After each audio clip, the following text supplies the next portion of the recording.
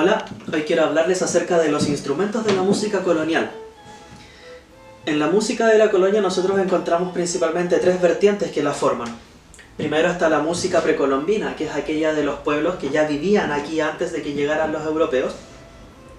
Después tenemos, por supuesto, la corriente de la cultura europea que llegó a través de los soldados, marinos, colonos y misioneros que llegaron a poblar América. Y la tercera vertiente es la música y la cultura de los esclavos africanos que llegaron junto con los europeos. De la mezcla de estas tres culturas y de su interacción va a surgir la música que va a ser propiamente tal colonial americana o criolla, si la queremos llamar así, y que va a tener tanto una vertiente popular como una vertiente más docta.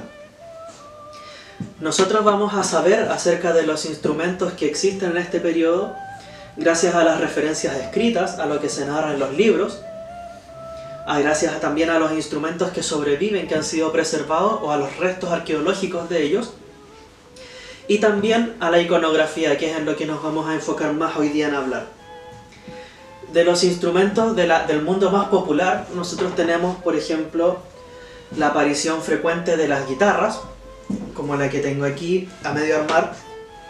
Las guitarras del barroco y renacimiento eran mucho más pequeñas de lo que estamos acostumbrados ahora, y en vez de tener las 6 cuerdas de la guitarra actual, tenían lo que se llamaban órdenes de cuerdas, es decir, cuerdas dobles que se tocaban juntas. Generalmente tenían entre 4 a 5 órdenes. De estas guitarras nosotros vamos a ver muchas, por ejemplo, en el Códice de Martínez Compañón o Códice Trujillo del Perú, donde se refleja el estilo de vida de los criollos y los indígenas. En este códice también van a aparecer arpas, va a aparecer el pífano y el tamboril, es decir, una flauta y tambor que se tocan al mismo tiempo con cada mano. Va a aparecer violines y algunos otros instrumentos. Del mundo docto está principalmente formado por los instrumentos que llegaron con fines misionales, es decir, con una misión evangelizadora. Muchas de las órdenes que llegaron a evangelizar a Latinoamérica estaban íntimamente relacionadas con el mundo musical, sobre todo jesuitas y franciscanos. Y la música les sirvió como un enlace para poder conectar con aquellos nativos indígenas más violentos, más complicados o con los que les costaba más entender el idioma. Que fue el caso, por ejemplo, de las reducciones indígenas en el Paraguay, donde el hermano Luis Berguer formó grandes talleres de lutería, ¿cierto?, construcción de instrumentos, y escuelas de tocar vihuela de arco, como también pasó en Bolivia, en Chiquitos, en la selva, que mantiene una tradición de constructores de violines que se preserva hasta el día de hoy, y en el extremo sur de Chile, con el pueblo mapuche, ¿verdad?, donde la música también jugó un rol importante en poder colonizar todo lo que era esta región campestre. En los instrumentos de la música misional, nosotros vamos a ver que en las grandes capitales del virreinato aparecen muchos instrumentos de gran envergadura, como el órgano, el clavecín. Sin embargo, a lugares como la Capitanía General de Chile, que era mucho más complicado acceder, llegan principalmente aquellos instrumentos que son más fáciles de transportar. En la serie sobre la vida de San Francisco que alberga el museo, nosotros podemos ver numerosas pinturas donde aparecen los instrumentos musicales en escenas relevantes y que están además representados con mucha precisión, precisamente porque los franciscanos tienen una gran conexión con la música y siempre hay instrumentos musicales alrededor de los monasterios y los conventos. Y estos instrumentos que nosotros vemos en estas pinturas son un buen reflejo de lo que se podría ver en la cotidianidad colonial, en este caso del Cusco, donde fueron pintadas, porque además los pintores, algunos de ellos como Basilio Santa Cruz, que es el principal pintor de la serie, eran indios, precisamente. Se relataban mucho de lo que ellos veían en su vida cotidiana.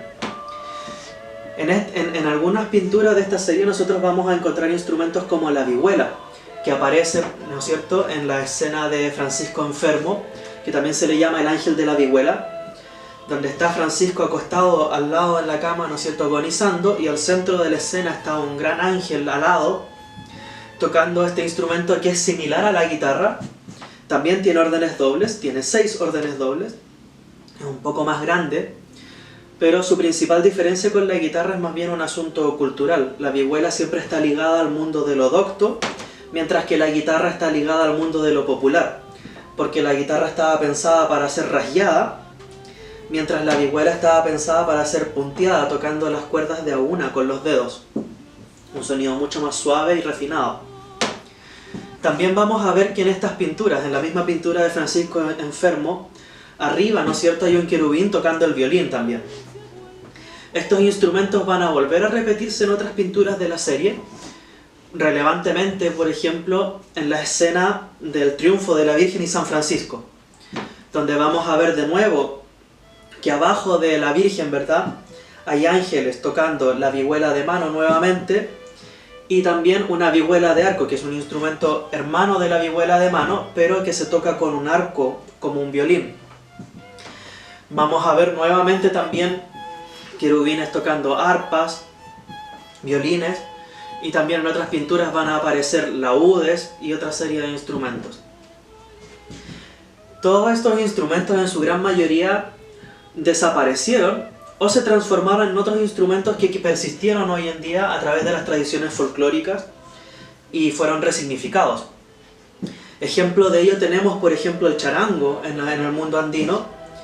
que es una reinterpretación, una relectura de las guitarras barrocas. Su nombre, charango, viene del charranguear, del rasguear, propio de la guitarra barroca, a diferencia de la vihuela que habíamos hablado.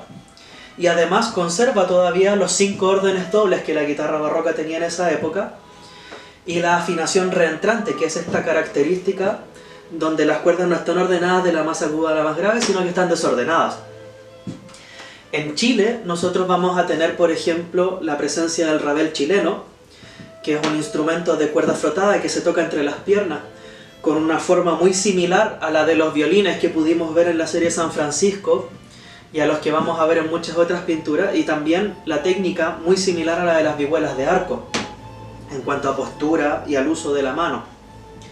Este instrumento nosotros sabemos que existe más o menos ya cerca del 1600, porque es mencionado en los funerales de la Quintrala, y se utiliza principalmente en las zonas campesinas, en la tradición del canto a lo poeta, en la tonada y en otras expresiones, sobre todo en la zona central y también más hacia el sur hasta Chiloé. En Chiloé también vamos a tener el violín chilote, que es una tradición cercana a la del rabel, pero que es un violín de 3 o 4 cuerdas que se toca en el brazo como un violín normal, digamos. Vamos a tener también en la zona central el guitarrón chileno, que es un instrumento de 25 cuerdas, que también están divididas en órdenes, ¿cierto? O sea, cuerdas que se tocan al mismo tiempo, pero son órdenes de 4 o 5 cuerdas, y además va a tener una serie de cuerdas cortitas separadas que se van a llamar los diablitos, que se asemejan a las cuerdas de un instrumento del barroco que se llamaba la tiorba, que eran cuerdas que corrían por fuera del mástil del instrumento y no podían ser pulsadas con la mano izquierda. El guitarrón también tiene una gran antigüedad y deriva, por su relación con los órdenes, de las vihuelas, de las tiorbas, de los laúdes, y es en el fondo una respuesta a que, como la Capitanía General de Chile no podían llegar grandes instrumentos como los clavecines, los pianos de la época, el guitarrón permite obtener con su multitud de cuerdas mucha sonoridad y los distintos timbres para poder reemplazar a estos instrumentos en un primer momento en la misa, y luego pasa a ser un instrumento que forma parte del canto a lo poeta, de la tonada, de la cueca y de muchas otras expresiones. Nosotros ahora, gracias a la información que tenemos, la investigación que hemos podido hacer de las pinturas y de los registros, hemos podido ir reconstruyendo la música colonial, ir recuperando este repertorio maravilloso que nos permite transportarnos a esta época, y estamos también cada vez más cerca de poder reconstruir los instrumentos con los que esta música se tocaba, gracias a la información que nos entregan, por ejemplo, las pinturas de la serie San Francisco, para poder de nuevo volver a escuchar estos sonidos que alguna vez fueron considerados tan bellos y tan importantes como para que representaran a los mismísimos ángeles tocándolos. Espero que hayan aprendido algo hoy y nos veamos pronto.